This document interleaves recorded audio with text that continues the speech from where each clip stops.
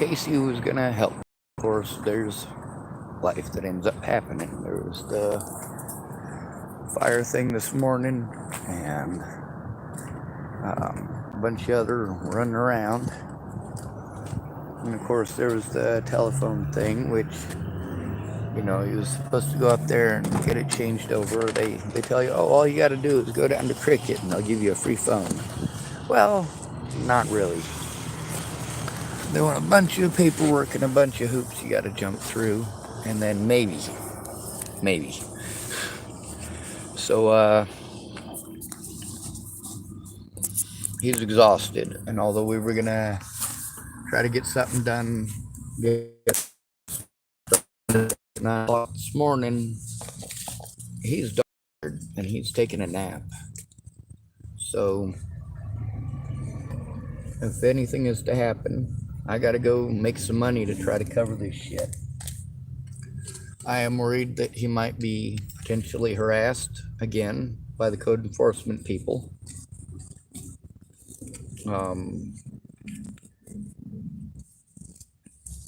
The code enforcement lady here in Tillamook that spoke with us, her name is Dee Coleman.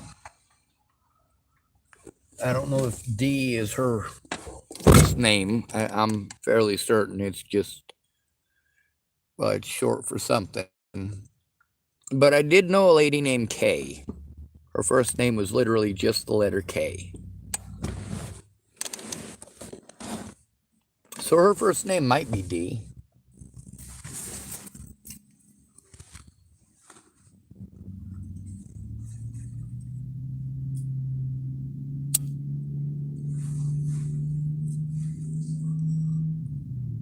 Actually, I think the first thing I should do is go to the Red Church, the one that has the KKK meetings on Monday nights.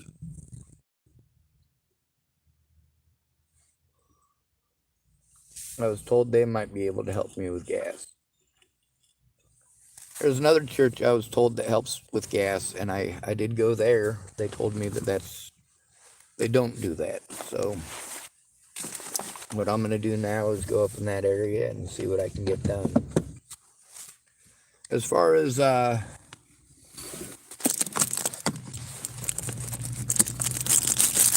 Lewis and his wife go, they're having similar issues. And first of all, it's not right for these officers to not do their jobs, for these services to not do their jobs, to be forced repeatedly to go to people who aren't going to do their jobs. Without somebody there in person, someone who's not going to blow me off and isn't just going to assume that because the cop said it, it's true.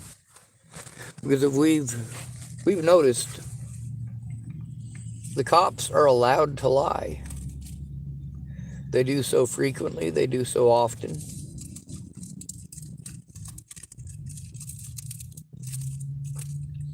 And then you're told you have to trust the cops. Well, why would you trust somebody who is paid to lie?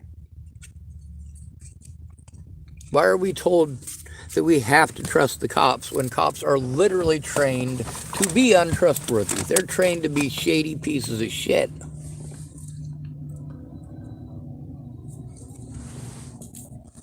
There isn't a cop in America who's not taught that. There isn't a police agency in the United States that does not teach corruption. Because police officer training is corruption. When you're taught in a 6-week training course, half of that is spent learning how to murder people with your firearm.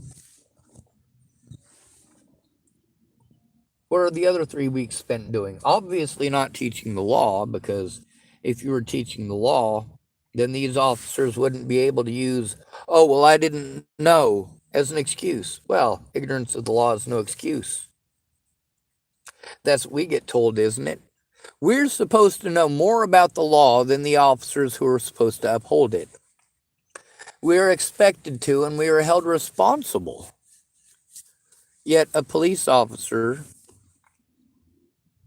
is apparently able to say, well, I didn't know rape was wrong. I didn't know that it was illegal to rape her. Excuse me? Those of you who say, you can't use rape, you can't use rape. If you were raped, a cop wouldn't do that. First of all, cops do that to women all the time. Every day in America, there's a woman having to go through that. At least one. What about all the men who have to go through it?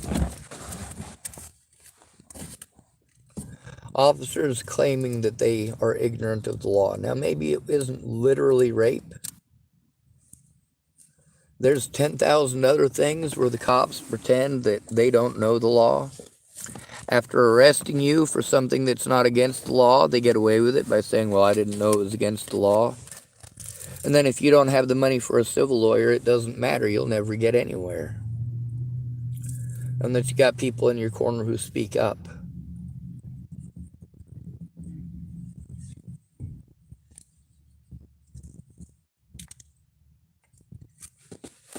Unfortunately, I don't have the ability to record things any longer, and that's just not cool. Because it doesn't matter how honest I am, it doesn't matter how truthful I am, if I can't record it, because they're just going to call me a liar, call me mentally ill, and it's magically okay. Meanwhile, I can't find my fucking tobacco.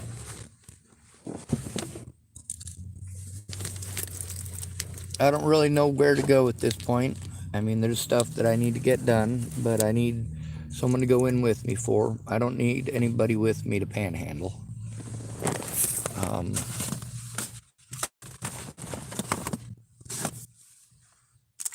It would probably be safer, but life is what it is. Oh, there's my tobacco. Also, I do try to explain to people when I first start hanging out with them that I don't have any weed or cigarettes now.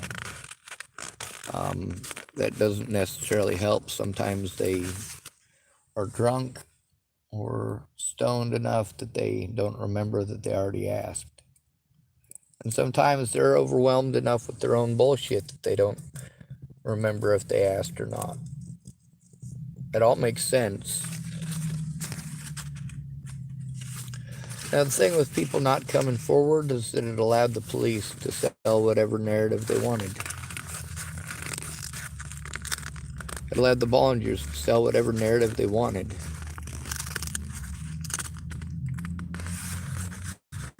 Brandon verified that he was trying to help me. So that is just one additional piece that shows that the cops outright lied repeatedly. Now, the fact that my public pretenders didn't do their jobs, the public pretenders are going to make every excuse, and the cops are going to use the public pretenders as an excuse.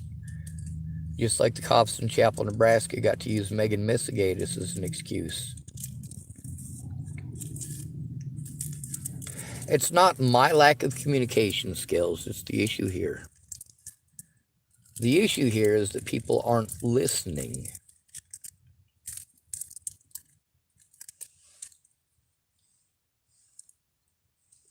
It's going to be my birthday tomorrow. I'll be 42.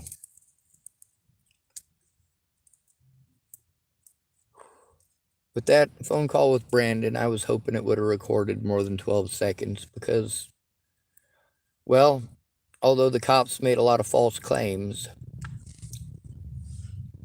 conversation with Brandon shows that I did tell the truth. But how can it show that I told the truth if I don't record it?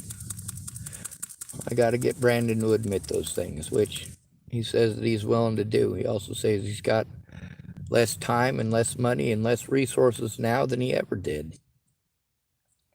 So it's going to be a lot more difficult for him. It's definitely a lot more difficult for me without those resources.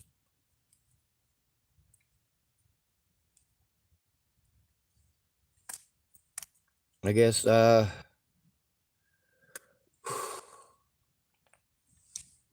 better go panhandling. I'll take care of that first because it looks to me like 11:15. It'll probably be about 1 o'clock, 1:30 before anybody's available at those churches.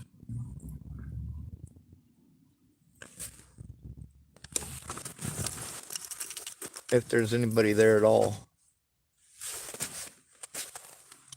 I believe over at the Seventh-day Adventist Church that they have a thing today where you can go in and get food. So I'm gonna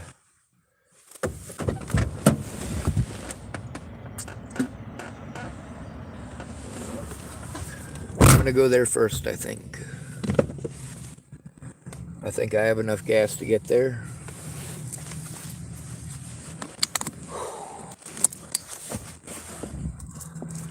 Problem with living in a fucking pigsty like this is it's difficult to find anything.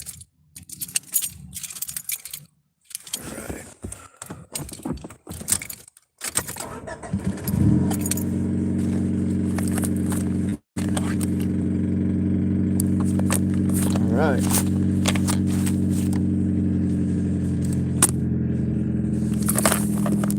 Now let's hope, however, or wherever we end up, that it's not against the rules to park there either.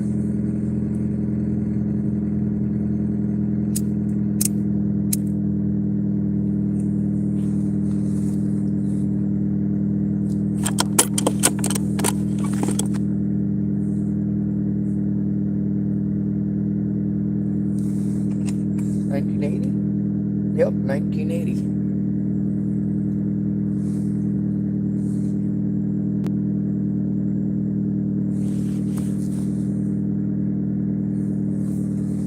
Just a penny. Yeah, it was made the year I was born, though, so we can pretend it's lucky, right?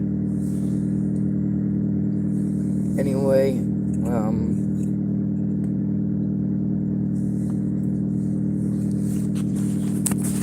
Brandon admitted that he was trying to help me. The things that I said about the places that we went, he actually went there with those places with me. With the money that he spent, he actually spent that money. And of course he admitted to it, but, well, with it running out of space and only allowing me 12 seconds of recording, I didn't get to. I didn't get to record the whole situation. And of course, although my predators can have me incarcerated by simply pretending, I can't even turn in evidence. And that's stupid.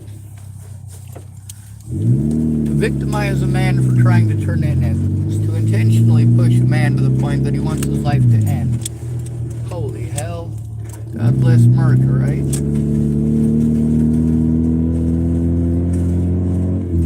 I'm going uphill and it hasn't run out of gas, so there's probably still about half a gallon in there, I hope.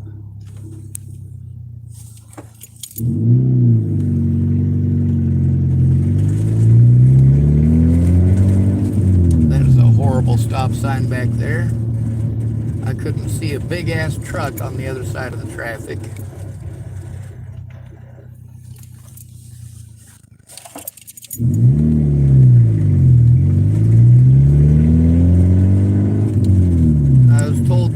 Tim at Seventh-day Adventist should be back sometime this week, so I hope so.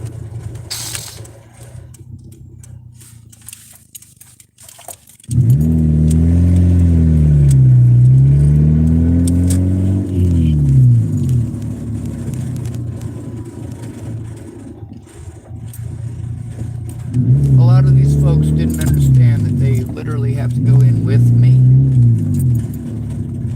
Or they have to be on the phone with me while I make the calls, and they do need to be recorded.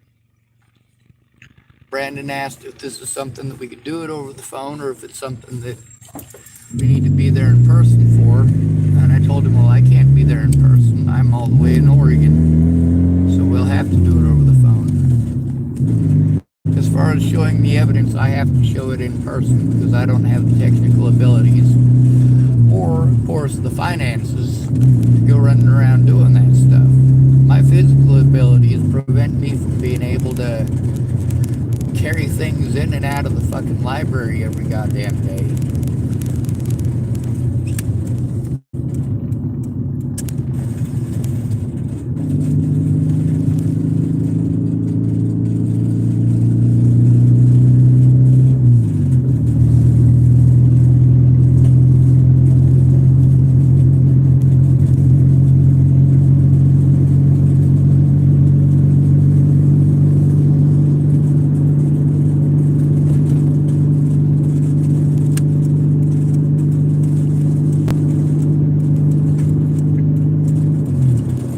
When I say the folks at the Seventh-day Adventists have been real good to us, what I mean is they've been real good to us.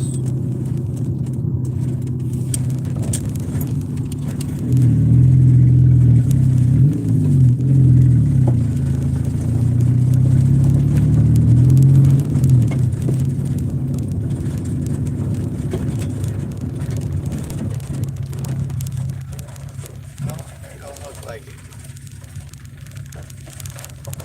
I'll have to ask. Oh, this dirt road is not attached to the parking lot, so we'll have to back out of it.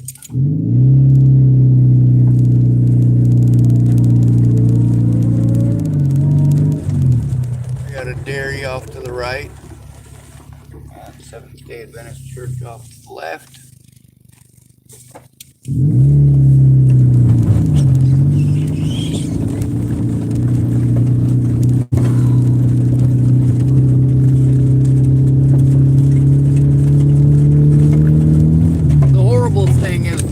Police helped to create a situation where it was their word versus mine with my predators, despite the fact that there's evidence that shows that I am the victim. All they had to do is refuse to look at it. Why would they? I'm a homeless person. Nobody cares about the homeless, especially if they got a dick. It doesn't look like anybody's over here, so apparently Monday is the wrong day.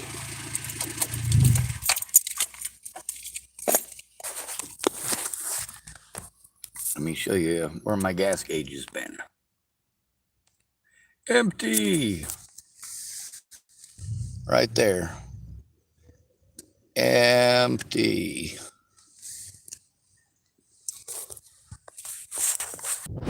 Alright, apparently I'm having issues with staying connected again.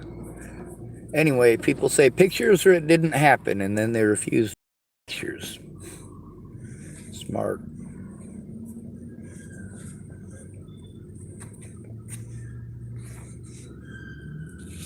Alright, good to be with you. Thanks for coming to visit.